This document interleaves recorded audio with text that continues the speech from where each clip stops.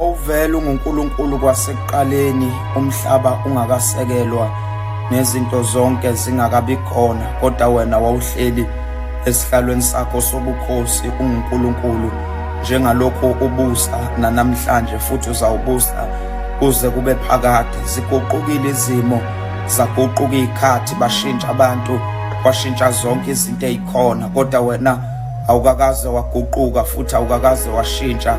Usanguye uNkulunkulu owawunguye emandulo, uzawuba nguye nasemaphakadeni.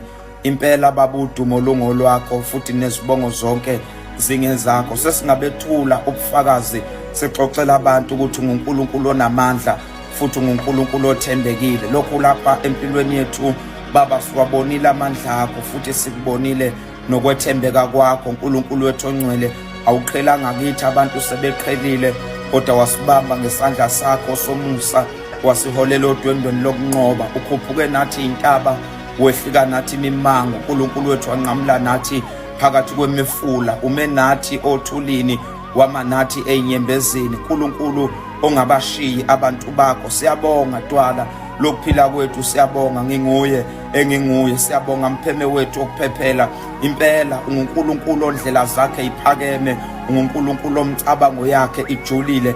Lokhu abantu abangenawo amandla okukwenza, wena unguNkulunkulu namandla okukwenza. Lokho okubahlulayo abantu kungeke kwehlule wena, ngoba wena usiyena umuntu futhi awusiyena uNkulunkulu wasemhlabeni, kodwa unguNkulunkulu wasezulwini. unguNkulunkulu ofohla njengokufohla kwamanzi amaningi. unguNkulunkulu okuphefumula kwakhe uyancibilikisa izintaba. uNkulunkulu ovula indlela ehlane nakwahlongasiba, uhlelemba amagebhugebhu. uNkulunkulu owenza imifula ukuba igobhoze ehlane. Wena owaphendula amanzi aseMara, wawenza aba amanzi amtoti naphuzekayo.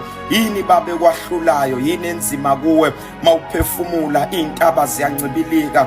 uNkulunkulu wethu onamandla onke, unguNkulunkulu wena wawukhona umhlaba ungakasekelwa. Silethembile baba wethu ongcwele, igama lakho sibambelele kulo kuzo zonke izimo ezifikayo. uNkulunkulu wethu nakuzo zonke iy'khathi, uNkulunkulu wethu ongcwele, sethembe igama lakho, ngoba uthe wena linikiwe ebantwini ukuba basindiswe ngalo, wathi alikho elinye igama. Impela uNkulunkulu wethu ongcwele, simi njengalo igama lakho Nkosi uJesu, simi ngalo futhi siyokuma ngalo kuze kube sekupheleni komhlaba nasekugoqweni kwawo. uNkulunkulu wethu, siyolokhu sishilo sithi wena Jesu inkosi, siyolokhu sishilo sithi akekho njengawe. Baba wethu onamandla onke, siqalazile impela ngakwesokunene, saqalaza nangakwesokhohlo.